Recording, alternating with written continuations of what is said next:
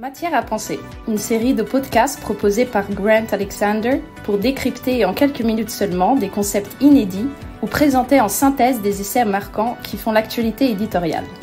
Une matière à réfléchir et à partager, créée et racontée par Paul-Henri Moinet. La pensée de midi. Une fois de plus, tous les observatoires du monde le confirment. L'été 2024 fut le plus chaud jamais enregistré de l'histoire.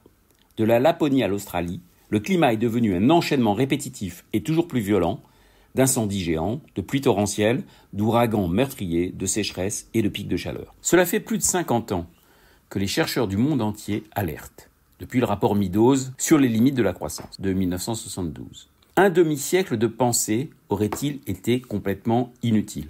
Non, bien sûr, mais la pensée est si lente à transformer le réel. On a beau multiplier les concepts, le temps qu'ils deviennent opérationnels, le monde pourrait s'effondrer 1000 fois. La décroissance fait partie de cette famille de concepts aussi féconds que stériles, féconds par les perspectives qu'ils ouvrent, stériles par la difficulté à les mettre en pratique. Depuis le rapport Meadows, les travaux de Nicolas Georgescu ou d'André Gorz, ou plus près de nous, ceux de Serge Latouche, Paul Ariès et Dominique Méda, proposent des solutions pour résoudre la contradiction fondamentale qui existe entre notre monde, dont nous savons désormais qu'il est fini, et notre croissance que nous continuons à penser comme illimitée. Une croissance illimitée est impossible dans un monde fini.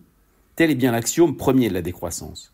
Loin donc de toutes les caricatures qu'on a voulu faire de ce concept en le confondant, pour mieux le discréditer, avec la croissance zéro, la régression, l'antimodernisme ou l'anticapitalisme. Pour étayer cet axiome, l'excellente collection Les précurseurs de la décroissance se propose de présenter tous les penseurs qui, bien avant le rapport Meadows, ont anticipé les contradictions du développement humain et les désillusions du progrès. Chez les anciens, par exemple, vous y trouverez Lao Tse et son idéal antiproductiviste, Épicure et son économie de la modération, Diogène et son éthique du dénuement.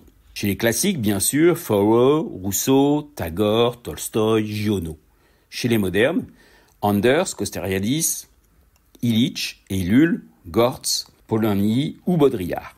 Autant de contributions inspirantes pour notre monde fragmenté qui peine à inventer le monde d'après. Le dernier titre de la collection revient sur la contribution de Camus, non pour le récupérer en faisant un pionnier de la décroissance, mais en analysant l'armature conceptuelle qui fait de lui l'un de nos grands contemporains. À commencer par la pensée de midi. Midi ou le parfait partage de la journée, l'heure de l'équilibre sans ombre. Chez Camus, cette pensée est une méthode qu'il détaille dans ses essais et expérimente dans ses récits. Elle repose sur 5 principes. Le premier, dans toute entreprise humaine, il faut penser la limite. C'est la limite qui nous permet d'inventer, d'imaginer, de créer. C'est quand nous butons sur quelque chose, un obstacle, une résistance, un problème, une énigme, que nous cherchons à les résoudre, les dépasser, les contourner. La limite est donc la rampe de lancement de notre intelligence créative, au moins autant que le contrepoids à l'illusion de sa toute-puissance. Entreprendre quelque chose, sans en penser la limite, c'est-à-dire à la fois la contrepartie et la conséquence, relève des machines, des tyrans ou des dieux, pas des humains. Dans les mots de Camus, cela donne « La fierté de l'homme est fidélité à ses limites, amour clairvoyant de sa condition ». Le second principe de la pensée de midi, le voici. La grandeur de l'homme est de consentir au monde, ce qui n'est pas contradictoire avec le désir de le transformer.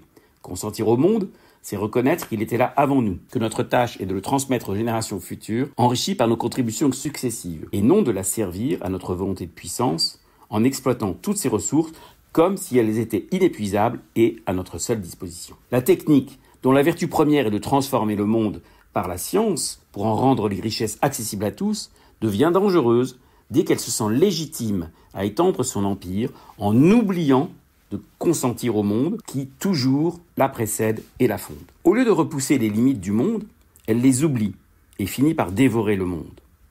Le progrès est dans 2 formes d'égale tension, un équilibre commun. Il tient compte des limites et les asservit à un bien supérieur, note Camus dans ses carnets. Le troisième principe de la pensée de midi, c'est le principe selon lequel il faut toujours se méfier de la raison abstraite.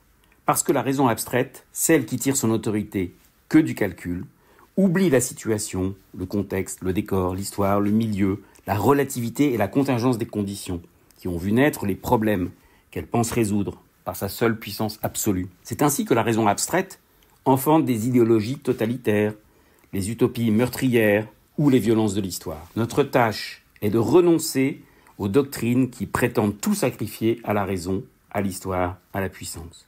Pour cela, il nous faut retrouver le chemin du monde, équilibrer l'homme par la nature, le mal par la beauté, la justice par la compassion, lit-on dans L'homme révolté de 1951. Le quatrième principe de la pensée de midi, le voici. Il faut construire des utopies relatives. On l'aura compris par le point précédent.